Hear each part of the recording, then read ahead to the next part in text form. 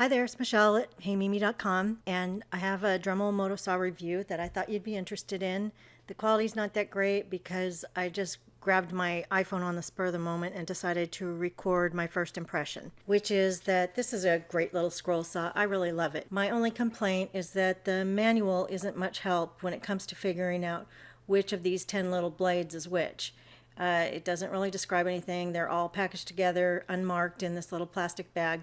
And I read all through the manual. It was no help. I ended up pulling out the box, and I found some answers there. So thank goodness I hadn't thrown the box away, but I was able to figure out that the MS-51 are the coarser blades, and there's 4 of those that can cut through wood and plastic. The MS-52 is for fine wood blades. There's 4 of those. MS-53, there's 1 of those, and that's for cutting metal. And then finally there's this side cutting blade, and there's 1 of those. That's the MS-50. So unless I missed it somewhere, I could not find any reference to this in the manual anywhere. It does not show you how to determine which is which. Really poor job of describing that. So that's the one heads up I want to give you.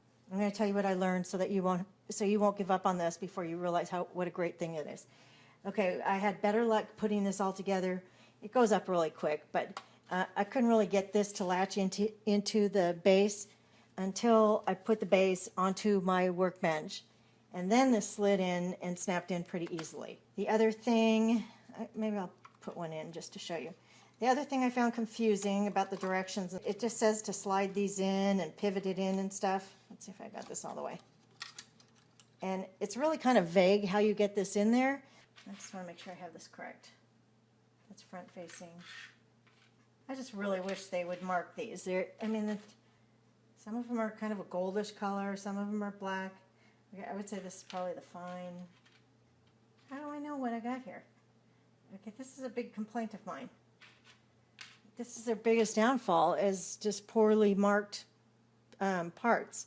I figured out that this long part is the top, this little short part is the bottom. You gotta have your blade facing downward, and you're gonna have the blade facing forward and downward, put the bottom part in first, and then pivot this up. And I feel like, is it in there? Is it not in there? Am I supposed to get that little tooth in some special place, or just have it in the general vicinity? What? But it just grabs it and latches it into place. It's very, very sturdy. Okay, so that was one confusing thing. The blades are a little confusing, but I'm telling you, it's worth figuring it out. Don't give up too soon, because it's really, I've had a scroll saw for a couple of years and I hardly ever use. And this is really neat. This is what I've been wishing I had for a long time. I made this cut. These were my first cuts on this thing. I drew a little line on here. I cut straight across was my very first cut. And my second cut, I drew a little shape and I cut it out. That was like within 2 or 3 minutes of starting to use this thing. So it is loud, but it's really cool. So let me show you what it can do. Safety glasses on, and I'm going to cut a straight line for starters. Oh, they say to get it going and then put it through. Okay, the other thing that was really confusing to me is I had this all the way down. I'm used to using a sewing machine, so I kind of expected it to be pushed down tight and that it was going to pull it along just out of habit, but it doesn't do that. Push this little blue button down and you can slide this up and down. So I'm going to slide it but I'll slide it down so it's just barely on there. I don't really know if that's correct or not, but this is how I'm doing it. It's a little difficult to turn on, which I kind of think is a good thing. You're not going to start it up by accident. Here we go.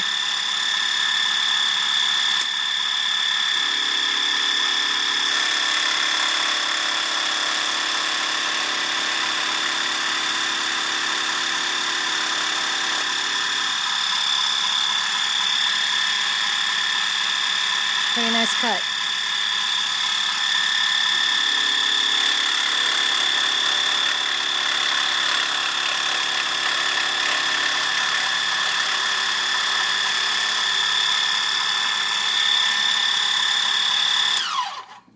Okay, this is really, really cool.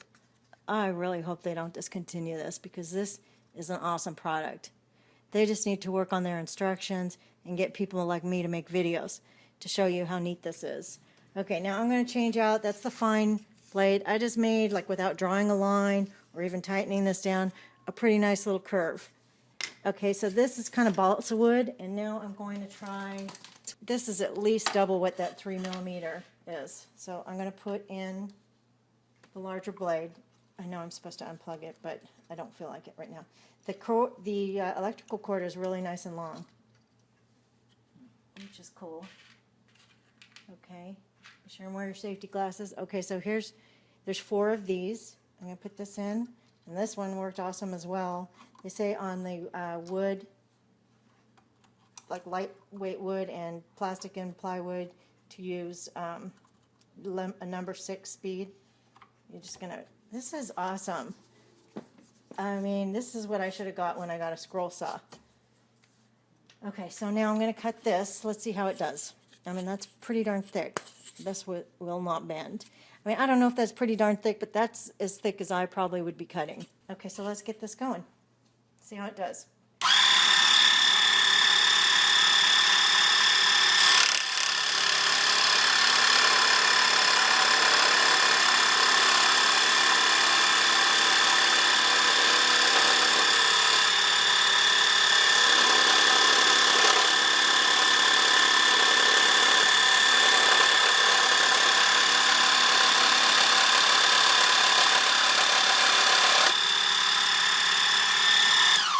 Okay, this is what I wanted when I got a scroll saw. This is awesome.